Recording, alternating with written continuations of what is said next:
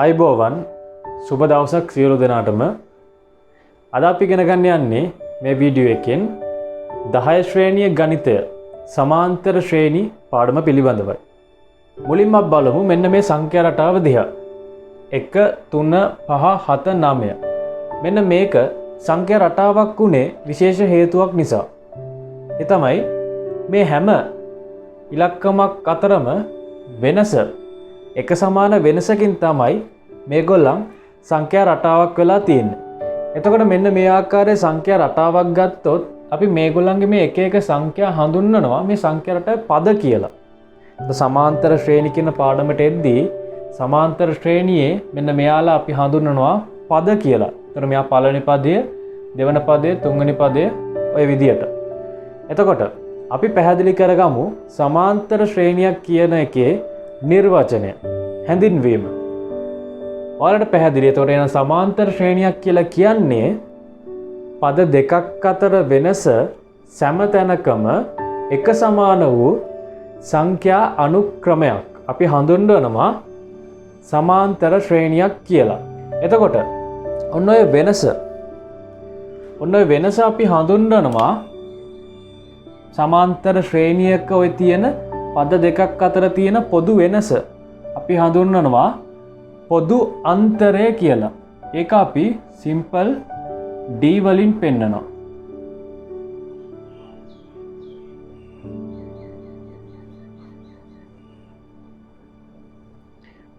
පොදු අන්තරය කියලා කියන්නේ එතකොට මේ සමාන්තර ශ්‍රේණියක පද දෙකක් අතර තියෙන වෙනස. right. ඒතර අපි ඉගෙන ගත්තා මේ එක් එක් අය සමාන්තර ශ්‍රේණියේ පද කියලා. ඔන්න ඔය පද අතරින් පළවෙනි පදය ටිකක් විශේෂයි. එයාව අපි හඳුන්වනවා සිම්පල් A වලින් පළමු පදය. ඊළඟට අපි අර කතා කරන්නේ පොදු අන්තරය ගැන. ඒ කියන්නේ පද දෙකක් අතර තියෙන වෙනස. මේ පද දෙකක් අතර තියෙන වෙනස අපි නොදන්න අවස්ථාවවලදී අපිට යාව හොයාගන්න පුළුවන් පළමු පදය හැර අනෙක් ඕනෑම පදයකින් ඊට පෙර පදය අඩු කිරීමෙන් අපිට පොදු අන්තරය හොයාගන්න පුළුවන්. එතකොට අපි ගත්තොත් දැන් පළමු පදය හැර ඕනෑම පදයක් ගමු අපි 7 කියලා. 7න් ඊට පෙර පදය 5. 7න් 5 අඩු කරොත් අපිට එන්නේ උත්තරය 2යි. මේ දෙක තමයි මේ සමාන්තර ශ්‍රේණියේ නැත්නම් මේ සංඛ්‍යා රටාවේ පොදු අන්තරය. ඒතර පොදු අන්තරය අපිට ඒ විදිහට හොයාගන්න පුළුවන්. එතකොට අපිට D කියන්නේ කවුද කියලා දන්නවා, A කියන්නේ කවුද කියලා දන්නවා.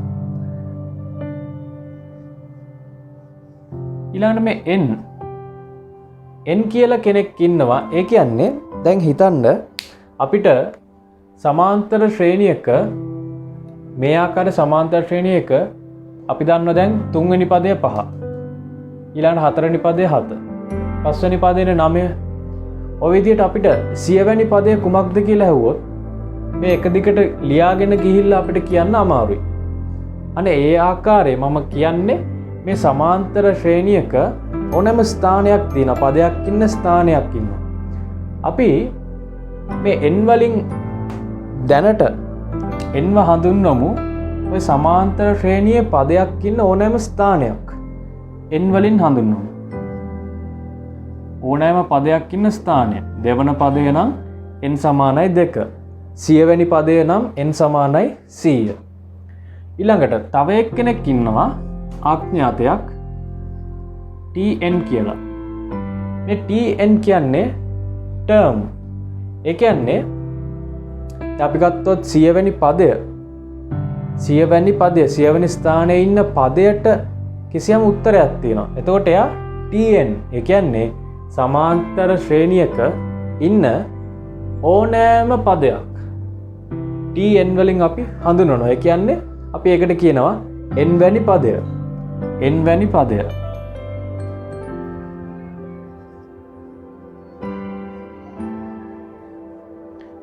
n වැනි පදය අපි හඳුන්වනවා tn වලින්.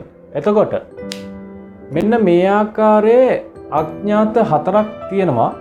ඇයි අපි මේ අඥාත 4 ඉගෙන ගන්නෙ? ඒ අර හේතුවට. මොකක්ද? මං කිව්වා මෙන්න මේ ආකාරයේ සමාන්තර ශ්‍රේණියක අපිට 100 වෙනි පදය ඇහුවොත් එකපාර කියන්න විදියක් අපිට තියෙන්න ඕනේ. ඒ විදියට අපිට මෙන්න මේ 4 දෙනා ඇසුරෙන් සූත්‍රයක් ගොඩනගලා තියෙනවා. ඒ සූත්‍රය තමයි tn ඕනෑම පදයක් සමානයි a ධන n ඍණ 1 d. බලන්න එතකොට මේ සූත්‍රයේ tn ඉන්නවා, a ඉන්නවා, n ඉන්නවා, d ඉන්නවා. සමාන්තර ශ්‍රේණියක මෙන්න මේ 4 දෙනාගෙන් 3 දෙනෙක්ව දන්නවා නම් ඉතිරි කෙනාව අපිට හොයාගන්න පුළුවන් මෙන්න මේ සූත්‍රයේ ඇසුරෙන්. අපි උදාහරණයක් කරමු. දැන් මේ සංඛ්‍යා රටාවේ අපිට නැත්නම් මේ සමාන්තර ශ්‍රේණියේ අපිට 100 වෙනි පදය තමයි හොයාගන්න අවශ්‍ය වුණේ. එතකොට අපි ඒකේ 100 වෙනි පදය හොයමු. එතකොට අපි දානවා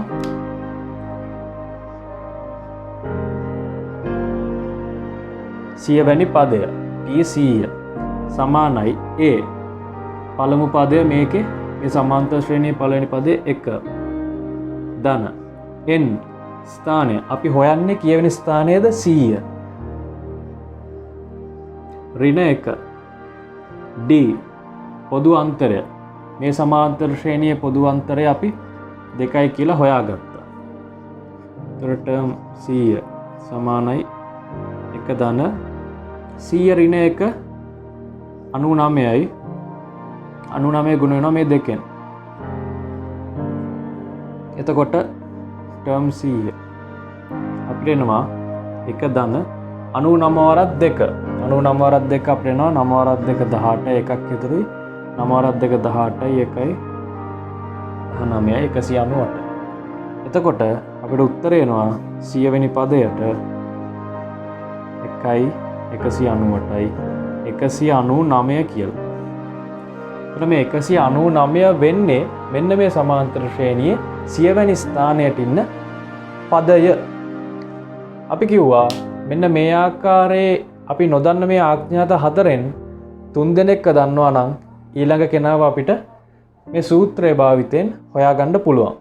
දැන් අපි දැනන් හිටියා D A N ව අපි හොයාගත්තා T N ව. ඒ කියන්නේ 100 වෙනි පදය. ඔය ආකාරයට මේ 4 දෙනාගෙන් 3 දෙනෙක්ව දැන් අපි හිතමු අපිට ගානක් දෙනවා n ව දන්නවා tn ව දන්නවා d ව දන්නවා අපිට a හොයන්න කියනවා.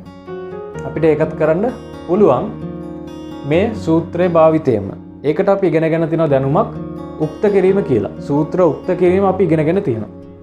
ඒ කියන්නේ මේ සමාන්තර ශ්‍රේණියේ පොදු පදය කියලා අපි මේකට කියනවා. ඒ කියන්නේ n වැනි පදය මේකෙන් අපිට ඕනෑම පදයක් හොයාගන්න පුළුවන් වගේම මේ ආඥාත 4න් 3 දෙනෙක්ව දැනන් හිටියොත් ඉතිරි කෙනාව අපිට හොයාගන්න පුළුවන් උක්ත කිරීමෙන්. ඒකේ දැන් මෙතන d දන්නවා නම් n දන්නවා නම් t n ගේ අගයක් දන්නවා නම් අපිට ඒ 3 දෙනාගේ අගයන් ආදේශ කරලා අර නොදන්න කෙනාගේ අගය a නේ. එයාගේ අගය හොයන්න පුළුවන්. ඒ කියන්නේ පළමු පදය. ඔය විදිහට අපිට සමාන්තර ශ්‍රේණි පාඩමේ මෙන්න මේ tn සමානයි a ධන n ඍණ 1 d කියන n වැනි පදය නැත්නම් n වැනි පදය හොයන සූත්‍රයෙන් අපිට විවිධ ගණන් එන්න පුළුවන් මෙන්න මේ මං කියපු කතාව ඇසුරෙන්. අපි ඊළඟට බලමු ඒ දේවල් වලට අමතරව තව එන්න පුළුවන් එක විදිහේ ගානක්. ඒක ටිකක් වැදගත්. හොඳයි. මෙන්න මේ විදිහේ ගානක් අපිට දුන්නොත් සමාන්තර ශ්‍රේණියක 7 වන පදය 38යිලු 12 වෙනි පදය 63යිලු. මෙම සමාන්තර ශ්‍රේණියේ පළමු පදය හා පළමු පදය ඒ කියන්නේ A හා පොදු අන්තරය ඒ කියන්නේ D අපෙන් අහනවා. දැන් අර අපි කලින් කතා කරපු උක්ත කිරීමේ ක්‍රමයට අර සූත්‍රය භාවිතයෙන් අපිට කරන්න බෑ මෙන්න මේ ගාන. මොකද මේ ගාන අපි A D කියලා දෙන්නෙක්ව දන්නේ නැහැ. ඒ දෙන්නව අපින් අහන්නේ. රයිට්. එතකොට මේ වගේ ගානකදී අපිට උපයෝගී කරගන්න වෙනවා සමගාමී සමීකරණවල දැනුම. එයයි මෙතන මේ සමීකරණ දෙකක් දීලා තියෙන්නේ. 7 වෙනි පදය 38යි. 12 වෙනි පදය 63යි. ඒ නිසා අපි ඒ සමීකරණ දෙක හදා ගන්නවා මෙන්න මෙහෙම. පළවෙනි එක අපිට දා ගන්න පුළුවන් tn සමානයි ඒ දන්න n ඍණ 1 d ඊළඟට 7 වෙනි පදයනේ t7 සමානයි පළමු පදේ දන්නේ නැහැ. එයාලා තියනවා ධන 7 ඍණ 1 7 වෙනි පදේ. d දන්නෙත් නැහැ. දැන් t7 අපි දන්නවා. ඒ කියන්නේ 7 වෙනි පදය 38යි. එහෙනම් මේ පැත්තට 38 දාගන්න පුළුවන්. පළමු පදේ දන්නේ නැහැ. 4 ඍණ 1 6යි 6 වරක් d 6යි d. මේ බලන්න. අපිට දැන් ආවා සමීකරණයක් 38 සමානයි a ධන 6යි d. මෙතන ඇත්තටම නොදන්න අය ඉන්නේ අපිට. අපි හොයාගන්න ඕන දෙන්න. එහෙනම් ඊළඟ එකත් අපි ওই විදිහටම හදාගත්තොත් අපිට පුළුවන් දාන්න tn සමානයි a ධන n ඍණ 1 d t12 පළමු පදය දන්නේ නැහැ 12 ඍණ 1 d 12 වෙනි පදය 63යි කියලා උත්තරේ තියෙනවා. පළමු පදය දන්නේ නැහැ 12 ඍණ 1 11යි ධන 11යි d. දැන් අපිට තියෙන සමීකරණ දෙකක්. මෙයා 1 මෙයා 2. මේ සමීකරණ දෙක සමගාමීව සුළු කරලා අපිට පුළුවන් එනම් එකාඥාතයක අගය ගන්න. එතකොට අපිට එන්නේ එක්කෝ a හරි d හරි එයාගේ අගය. ඒන උත්තරය ආදේශ කරලා අපිට ඊළඟ කෙනා හොයාගන්න පුළුවන්. ඒ ගණනය කිරීම මම හදනවා මේ විදිහට. දැන් අපිට මෙතනින් සමීකරණ දෙකේ සමගාමීව විසඳන්න තමයි තියෙන්නේ. නිසා මම කියනවා මේ සමීකරණ දෙක අපි අඩු කරන්න ඕනේ. මොකද සමීකරණ දෙකේම a කියන අයගේ සංගුණක සමානයි. එහෙනම් ඒව කපා දාන්න මම කියනවා දෙවෙනි සමීකරණයෙන් පළවෙනි එක අඩු කරන්න. එතකොට අපි ඒක කරොත් අපි ලියනවා මෙහෙම. a ධන 11යි d අඩු කිරීම a ධන 6යි d සමානයි 63 අඩු කිරීම 38. සාමාන්‍ය මේ වගේ සමගාමී සමීකරණ වලදී සමීකරණ දෙක අඩු කරනවා නම් ලොකු එකකින් පොඩි එක අඩු කරන එක අපිට ලේසි. එතකොට a ධන 11යි d ඍණ a ඍණ 6යි d මේ ඍණ ලකුණ වරහනේ ඇතුලේ අයගේ ලකුණුත් එක්ක ගුණ වෙනවා. 63 අඩු කිරීම 38. 13න් 8ක් ගියොත් 5යි 5න් 3ක් ගියොත් 2යි 25යි. right. එතකොට අපිට පේනවා මෙතනදී a ඍණ a එකිනෙකට කැපිලා යනවා. ඊළඟට 11යි d අඩු කිරීම 6යි d අපිට උත්තර එනවා 5යි d සමානයි 25යි කියලා. ඒතර d ව හොයන්න අපි දෙපැත්තම 5න් බෙදනවා. අපිට d ගේ උත්තර එනවා d සමානයි 25 බෙදීම 5 5යි කියලා. බලන්න අපිට උත්තරයක් ආවා d ගේ උත්තරය. ඒ කියන්නේ මෙන්න මේ අයගේ මෙන්න මෙහෙම තියෙන සමාන්තර ශ්‍රේණිය දීලා නැහැ අපිට සම්බන්ධතාවයක් දීලා තියෙනවා. ඒකෙන් අපි කිව්වා එන පොදු අන්තරය d සමානයි 5යි. දැන් අපිට තියෙන්නේ මේ සමීකරණ දෙකෙන් ඕනෑම එකකට d ගේ අගය ආදේශ කරලා a ගේ අගය හොයාගන්න.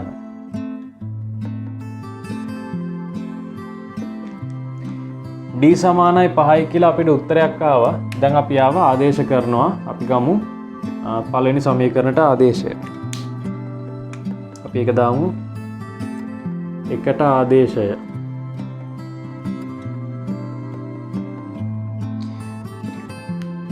පළවෙනි සමීකරණය අපි ගන්නවා 38 සමානයි a ධන 6යි d 38 සමානයි a ධන 6 වරක් 5 38 සමානයි a ධන 6 වරක් 5 30යි. මේ 30 මේ පැත්තට ගෙනාවොත් ඍණ 30 වෙනවා. එතකොට 38 ඍණ 30 සමානයි a 38 ඍණ 30 උත්තරේ 8යි. එහෙනම් අපිට a ගේ උත්තරය එනවා a සමානයි 8යි කියලා. මේ අපිට කියපු කතාවේ ඒ සම්බන්ධතාවය ඇසුරෙන් සමගාමීව සුළු කරලා අපි ගත්තා පොදු අන්තරය නම් 5යි පළමු පදේ 8යි. දැන් අපිට ඔතනින් එහාට තව ගණන් ඇහුවොත් ඒ කියන්නේ මෙහෙම ඉන්න සමාන්තර ශ්‍රේණියේ 100 වෙනි පදේ හොයන්න කියලා කිව්වොත් දැන් අපිට ප්‍රශ්නයක් නැහැ. පළමු පදය දන්නවා, පොදු අන්තරය දන්නවා. ඊළඟට 100 වෙනි පදය කොහම n සමානයි 100.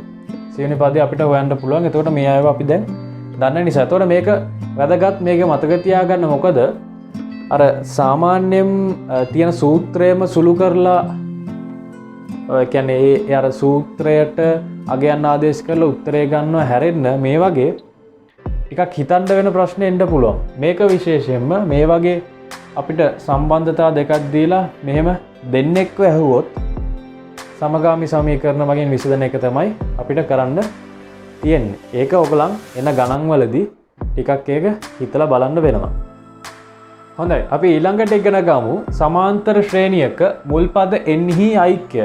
ඒ කියන්නේ අපි සමාන්තර ශ්‍රේණියක් කියන එක දැන් දන්නවා. මේ සමාන්තර ශ්‍රේණිය අපෙන් ඇහුවොත් පළවෙනි පද 10 එකතුව කීයද? එකතුව 10 වෙනි පදේ නෙමෙයි පළවෙනි පද 10 එකතුව කීයද කියලා ඇහුවොත් අපිට පද 10 එකතු කර කර ඉන්න වෙනවා. එහෙම කියන්න පුළුවන්. හැබැයි පළවෙනි පදේ 100 එකතුව ඇහුවොත් ඒක අපිට වැඩේ අමාරුයි. අනේ ඒ වගේ ගානක් ආවොත් ඒකට උත්තර ලියන්නත් අපිට තියෙනවා සූත්‍ර දෙකක්. සමාන්තර ශ්‍රේණියක මුල් පද n ගණනක ඓක්‍ය නැත්තම් එකතුව ගන්න අපිට තියෙනවා සූත්‍ර දෙකක්. අපි දැන් ඉගෙන ගමු ඒ සූත්‍ර දෙක සම්බන්ධයෙන්. එතකොට මේක තමයි පළවෙනි සූත්‍රය. මේ සූත්‍රයෙන් අපිට පුළුවන් සමාන්තර ශ්‍රේණියක මුල් පද ගණනක n ගණනක ඓක්‍ය හොයාගන්න. හැබැයි අපි මේ සූත්‍රයෙන් ඒ උත්තරේ හොයනවා නම් අපි දැනගෙන ඉන්න ඕනේ මෙතනදී මේ n කියන්නේ පද ගණන කීයක්ද? මේ සූත්‍රයේදී n කියන්නේ අපි එකතුව හොයන්නේ මුල් පද 10 නම් පද ගණන n සමාන එතකොට 10. මෙතනදී a කියන්නේත් මෙතන මුල් පදය පළමු පදය.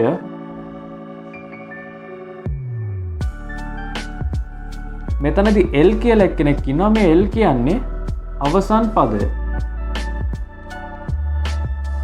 දැන් අපි මුල් පද 10 ඓක්‍ය ගන්නවා නම් මේ සූත්‍රයෙන් අපි හොයන්න යනවා නම් n කියන එක අපි දන්නවනේ පද 10ක් නිසා n සමානයි 10. හැබැයි පළවෙනි පදය දැනගෙන ඉන්නත් ඕනේ. අවසන් පදය දැනගෙන ඉන්නත් ඕනේ. ඒ කියන්නේ මුල් පද 10 ඓක්‍ය හොයනවා නම් 10 වෙනි පදය මොකක්ද කියලා අපි දැනගෙන ඉන්නත් ඕනේ. මේ සූත්‍රය භාවිතයෙන් සමාන්තර ශ්‍රේණියක මුල් පද ගණනක ඓක්‍ය හොයන්න මේ අය දැනගෙන ඉන්න ඕනේ. ඒකට ඔයාලට පේනවා මෙතන d කියන එක කොහෙවත් ගෑවිලා නැහැ. ඒ කියන්නේ ප්‍රශ්නෙක පොදු අන්තරය දීලා නැතුව මුල් පදයයි අවසන් පදයයි විතරක් දීලා පද ගණනක එකතුව කියලා හොයන්න කියලා කිව්වොත් සමාන්තර ශ්‍රේණියක අපිට මෙන්න මේ සූත්‍රය භාවිතා කරන්න පුළුවන්. මේක පළවෙනි එක. අපි ඉගෙන ගන්න පළවෙනි එක. අපි දැන් බලමු දෙවෙනි සූත්‍රය.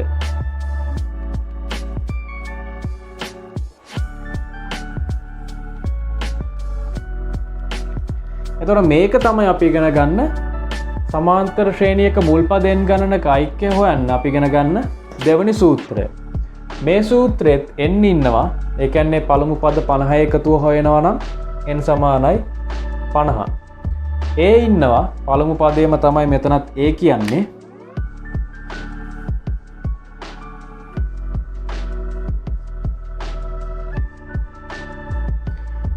n කියන්නේ අර අපි පළමු පද 50 නම් මෙතනත් අපි දාන්නේ n 50 කියලා. ඊළඟට d ඉන්නවා. ඒතර d කියන්නේ මෙතන පොදු අන්තරය. එතකොට ඔයාලට පැහැදිලි කිසියම් අවස්ථාවක ගානක පළමු පදයයි අවසන් පදයයි දීලා පද ගණනක එකතුව ගන්න කිව්වොත් අපි භාවිතා කරන්න ඕනේ මෙන්න මේ සූත්‍රය.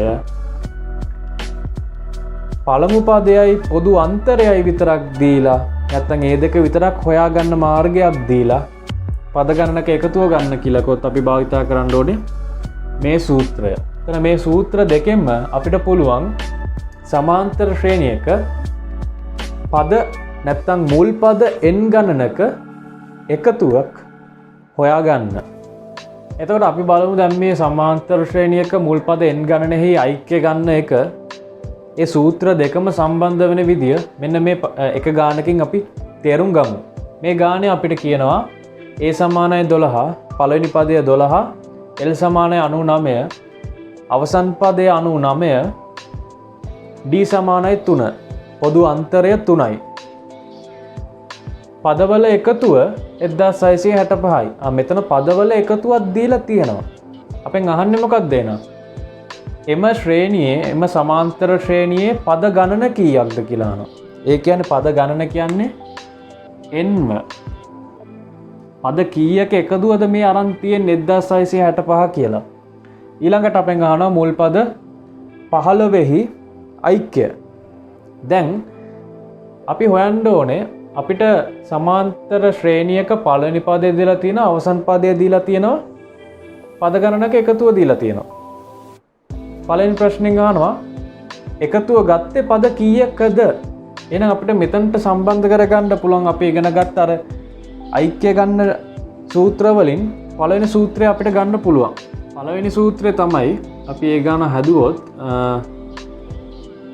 Sn සමානයි n බෙදීම 2 a ධන l. එතකොට අපි මේ සූත්‍රයේ බලන්න Sn දන්නවා, සම්මක එකතුව දන්නවා 1665යි.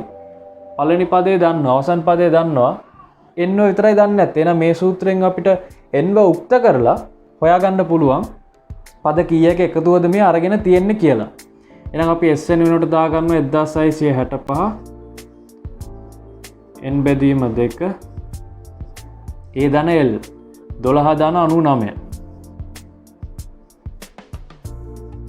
මෙතන තියෙන බෙදීම දෙක මේ පැත්තට අපිට ගෙනියන්න පුළුවන්. නැත්නම් මෙතන තියෙන බෙදීම දෙක මේ පැත්තෙන් ඉවත් කරනවා නම් එතනට ಗುಣ කිරීමක් දානවා. ඒ වෙනස එහා පැත්තටත් කරනවා. ඒ කියන්නේ අපි කියන්නේ එහා පැත්තට ගෙනියනවා කියලා. 1665 ගුණ කිරීම 2 සමානයි n ගුණ කිරීම 12 ධන 99. 99යි 10යි 109යි. 109යි 2යි 111යි. මේකත් අපි ගුණ කරොත් දෙවරක්පා 10යි එකක් ඉතුරුයි, දෙවරක් 6 12යි 1යි 13යි. එකක් ඉතුරුයි, දෙවරක් 6 12යි 1යි 13යි එකක් ඉතුරුයි, දෙවරක් 1 2යි 1යි 3යි. 3330 සමානයි n වරක් 111යි n. දෙපැත්තම 111න් බෙදුවොත් අපිට එනවා n ගේ උත්තරය. පැත්තෙන් 111 කැපෙනවා, n උක්ත වෙනවා.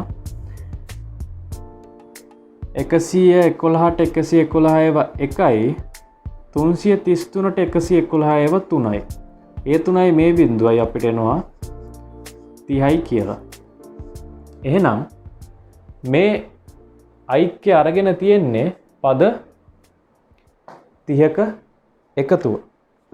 මේ පෙන්නලා තින්න අපිට එතකොට පද 30ක එකතුව කියලා අපිට එතකොට ගණනය කරගන්න පුළුවන්. එතනදී අපි භාවිතා කරේ අපි සමාන්තර ශ්‍රේණියක මුල් පද n ගණනයේ ඓක්‍ය ගන්න භාවිතා කරන පළවෙනි සූත්‍රය. ඒ සම්බන්ධ වෙන තැනක්. ඊළඟ එකෙන් අහනවා මුල් පද 15හි එකතුව. මුල් පද 15හි එකතුව කිව්වොත් පළවෙනි පදය දන්නවා පද සංඛ්‍යාව 15යි. හැබැයි අවසන් පදය දන්නේ නැති නිසා 15 වෙනි පදය දන්නේ නැති නිසා අපිට මේ සූත්‍රය ගන්නවට වැඩිය අනිත් සූත්‍රය අරන් හොයන්න පුළුවන්. මොකද පොදු අන්තරය අපි දන්න නිසා. මේ සූත්‍රයෙන් අපිට හොයන්නත් පුළුවන් කොහොමද? 15 වෙනි පදයනේ 15 වෙනි පදයනේ. එතකොට මේ පද 15ක එකතුව ගද්දී 15 වෙනි පදය තමයි අවසන් පදය වෙන්නේ. ඒතර 15 වෙනි පදේ වෙනම හොයලා ඒක අවසන් පදේ විදිහට සලකලා මේ සූත්‍රයෙන් හොයන්නත් පුළුවන්. එතකොට වැඩ වැඩි. ඒ නැතුව අපිට පුළුවන් දැන් අපි පළවෙනි පදයක් දන්නවා, පොදු අන්තරයක් දන්නවා. ඊළඟ සූත්‍රයෙන් අපිට පුළුවන් මේ සමාන්තර ශ්‍රේණිය මුල් පද 15හි එකතුව කීයද කියලා ගණනය කරගන්න.